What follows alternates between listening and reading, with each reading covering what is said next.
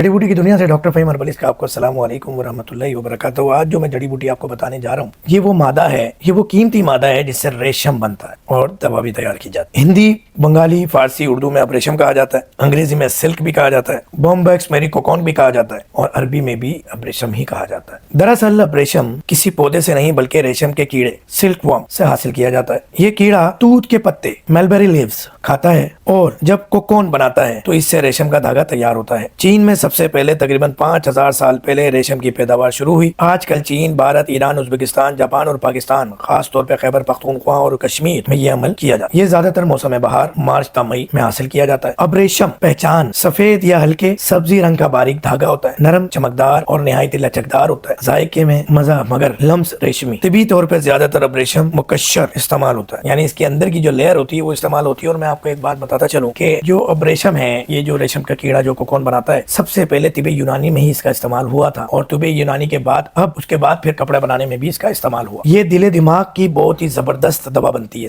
یہ مقوی قلب ہے، دل کو مضبوط کرتا ہے، دماغ کو مضبوط کرتا ہے، ذہنی کمزوری اور تھکن کو دور کرتا ہے، مرد اور عورت دونوں کے لیے مقوی ہے۔ نظام تنفس، RTI، اپر RTI، لوور RTI، نزلہ، کھانسی، زکام کو ٹھیک کرتا ہے، بلڈ سرکولیشن کو بہتر کرتا ہے، ڈی آکسیجنیٹڈ بلڈ کو پیوریفیکیشن کے ساتھ آکسیجنیٹڈ بلڈ بننے میں مدد کرتا ہے، خون کی صفائی کرتا ہے، چہرے کی رنگت بہتر ہوتی ہے، لیور کے لیے بھی تقویت دیتا ہے، یہ جگر کو بھی تقویت دیتا ہے، جلد اور بالوں کے لیے بھی بہت مفید ہے۔ اس کے ماسک سے جلد کو نرم کیا جاتا ہے، یعنی بہت مہنگا پڑتا ہے اس کا ماسک اصل، مگر اگر اب ریشم کا اصل ماسک لگایا جائے تو اس سے اچھا ماسک نہیں ہے چہرے پہ لگانے کے لیے، جسم پہ لگانے کے لیے۔ نرم اور ملائم کرتا ہے، رنگت کو نکھار دیتا ہے۔ اب ریشم کے نقصانات: زیادہ کھانے سے گرمی اور قبض ہو سکتا ہے، حساس مزاج والوں کو الرجی ہو سکتی ہے، ناقص 2 نمبر اب ریشم استعمال کرنے والوں کو بہت زیادہ نقصان پہنچا سکتی ہے اب ریشم 2 نمبر۔ معجونوں میں یہ استعمال ہوتی ہے، پاؤڈر اور سفوف میں استعمال ہوتا ہے، دودھ وغیرہ کے ساتھ بھی استعمال کر سکتے ہیں۔ یہ آپ جو ہے نا وہ کریم کے ساتھ اور فیس ماسک وغیرہ میں بھی استعمال کر سکتے ہیں۔ تاریخ کے حوالے سے اگر میں بات کروں کہ اب ریشم کی جو دریافت ہوئی وہ تقریباً 3000 سال پرانی ہے۔ اگر میں مختصر خلاصہ بتانا چاہوں اپنے اب ریشم کا تو وہ یہی ہے کہ یہ کونن بناتا ہے ریشم کا کیڑا، اس سے حاصل کیا جاتا ہے، باریک دھاگے جیسا ہوتا ہے، اور سبزی مائل، مقوی قلب، مقوی دماغ، مقوی جگر، اعصاب، مقوی باء، دودھ شہد کے ساتھ یا خمیرہ معجونوں کے ساتھ اس کا استعمال۔ اسلامی حیثیت کی بات کروں اب ریشم کی تو یہ جو ریشم ہے اس سے جو لباس تیار کیا جاتا ہے یہ مردوں کے لیے حرام ہے، اور جنت کا لباس ہے خواتین کے لیے۔ دل، دماغ، اعصاب کو طاقت دیتا ہے، استعمال کیجیے۔ اوریجنل جڑی بوٹیوں کے لیے رابطہ کیجیے۔ ڈاکٹر فہیم ہربلسٹ کو اجازت دیجیے۔ السلام علیکم ورحمۃ اللہ وبرکاتہ۔